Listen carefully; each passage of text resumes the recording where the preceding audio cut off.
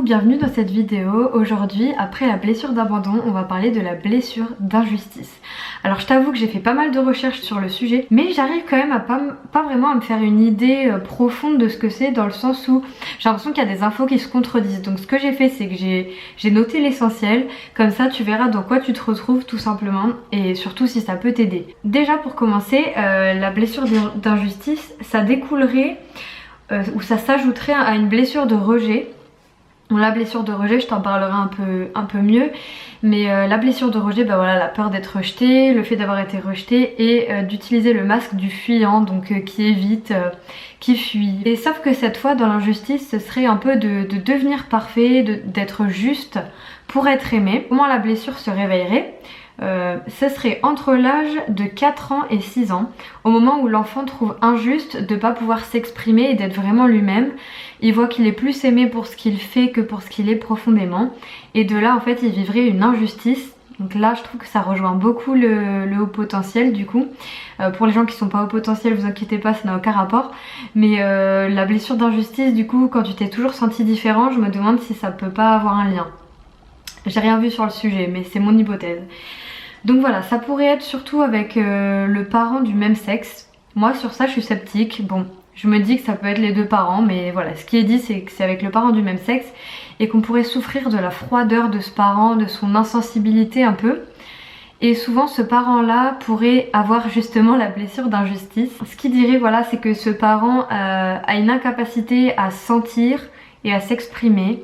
Donc tout le côté émotionnel, et voilà, qui semble un peu insensible et un peu froid. Et la douleur proviendrait aussi de l'autorité, des critiques qu'on peut avoir, enfin dont on peut être l'objet, et ouais, vraiment de l'autorité. Ensuite, la réaction face à l'injustice, ça serait donc de mettre un masque. Comme d'habitude, c'est ce qui est décrit dans les livres de Lise Bourbeau. Et ce masque-là, ce serait le masque du rigide. Alors pour la description physique, moi j'aime pas trop la morphopsychologie, pour être honnête, c'est vraiment pas un truc qui me parle, mais je vais vous en parler quand même. Ça pourrait être une personne donc qui se tient très droite, qui est très, voilà, très rigide. Et alors aussi apparemment qui aurait les yeux un peu brillants, qui paraîtrait dynamique et joyeuse même quand elle n'est pas joyeuse. Mais je vois des choses qui se contredisent, donc encore une fois voilà, mais je vous fais une généralité. Là vous pouvez voir mon perfectionnisme par exemple. Moi j'aime pas faire justement un truc ou un truc, j'aime bien remettre en question.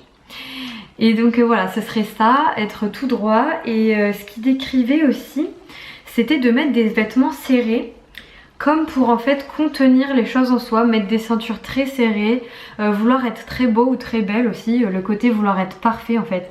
Et donc dans ce côté du masque rigide, ce serait en fait d'être voilà, très sensible à l'intérieur, mais de vraiment réprimer ses émotions, pas les montrer aux autres, avoir un peu l'impression, enfin les autres peuvent avoir l'impression qu'on est imperturbable, que rien ne nous atteint, que rien nous touche, ne plus être là. Et voilà, et ce masque qui permettrait de ne plus être victime des critiques ou de l'injustice du monde. Et alors ils disent aussi qu'on serait plus porté à croiser les bras et du coup à bloquer la région du plexus solaire qui est reliée aux émotions. Pourquoi pas. Apparemment très jeune, la personne rigide remarque que l'entourage l'apprécie pas réellement comme il est, comme je disais, et du coup il va vouloir devenir le plus parfait possible, le plus performant possible, et voilà, en fait c'est un peu tout faire pour être parfait, pour être aimé.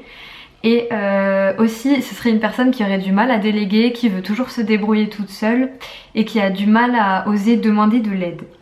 Donc il dira, c'est une personne qui dira toujours que tout va bien, qui semble un peu trop optimiste en surface, même s'il a des difficultés. Pour le coup ça me fait penser à des personnes que je connais.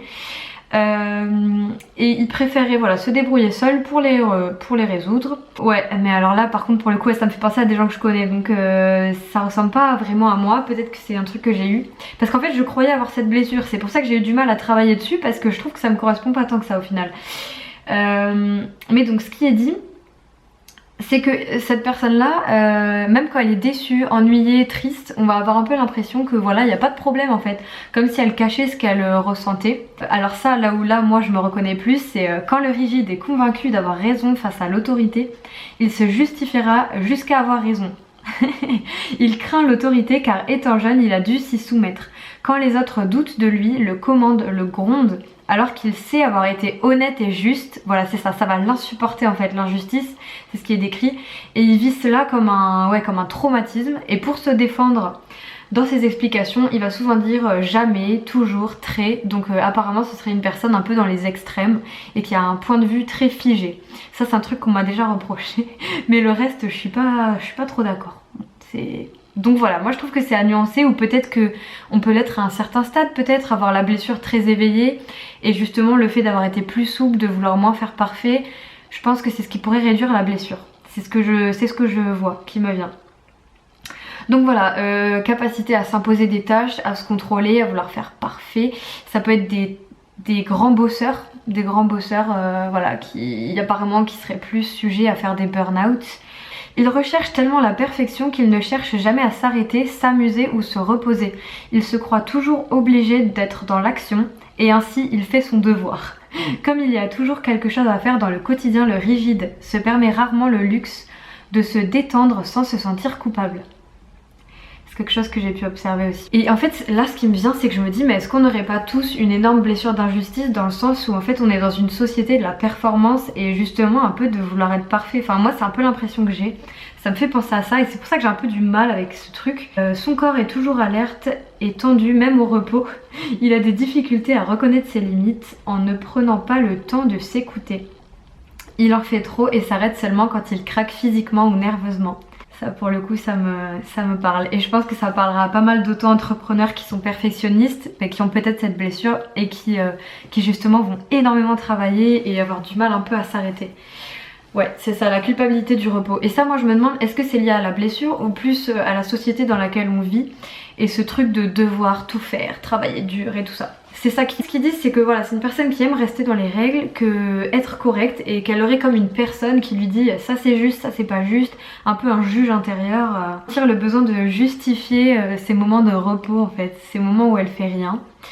C'est ce qu'ils disent. Et en amour, apparemment, ce serait le mécanisme de rigide et de contrôle qui prendrait la place et elle aurait du mal, cette personne, à démontrer ses sentiments, se laisser aller, même au plaisir, et plus donner que recevoir. Ce qui est conseillé pour cette blessure, ce serait de se donner le droit en fait d'être vulnérable, d'être sensible et de se dire d'être un peu plus spontané en fait, de se dire ok, y a une phrase qui est sortie en coaching ce matin qui m'a beaucoup que j'ai trouvé super, c'est si je fais de mon mieux, ce sera déjà bien. J'ai trouvé cette phrase géniale, je l'ai fait remarquer à la personne et c'est un peu ça. C'est vraiment l'idée d'injustice, de pas supporter l'injustice et de vouloir être parfait, c'est surtout ça qu'il y a à retenir. Et la question que j'ai vue qui était à se poser, c'était: a-t-on vraiment besoin d'être parfait pour se donner le droit à la vie et au plaisir ? Et là je trouve que ça résume bien la chose et là je le comprends mieux. Il y a quelque chose que j'ai envie d'aborder aussi avec le côté perfectionniste, c'est que ça peut être des personnes, et dans ça je me reconnais pour le coup, qui se contrôlent facilement au niveau donc des émotions, du poids, la nourriture et tout.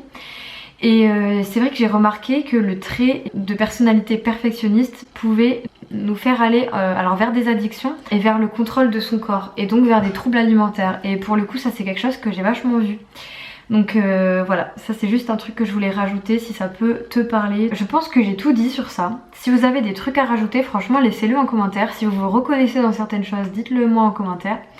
Et puis écoutez, eh bien je vous dis à la prochaine. Et puis je pense qu'on parlera peut-être de la blessure du rejet, que moi j'arrive un peu mieux à comprendre que cette blessure d'injustice, que je trouve que c'est dur de nuancer parce que j'ai l'impression qu'il y a des points qui rejoignent autre chose, comme par exemple la peur de déranger les autres, ça peut être lié à vachement de choses en fait. Mais donc voilà, ce qu'on retient en tout cas c'est l'intensité du fait de vouloir être parfait et la rigidité vraiment, et la peur aussi de la froideur des autres, la peur d'être froid aussi. Et justement ces personnes-là peuvent donner l'impression d'être froides paradoxalement. Voilà, sur ce, je te souhaite une bonne journée et je te dis à bientôt.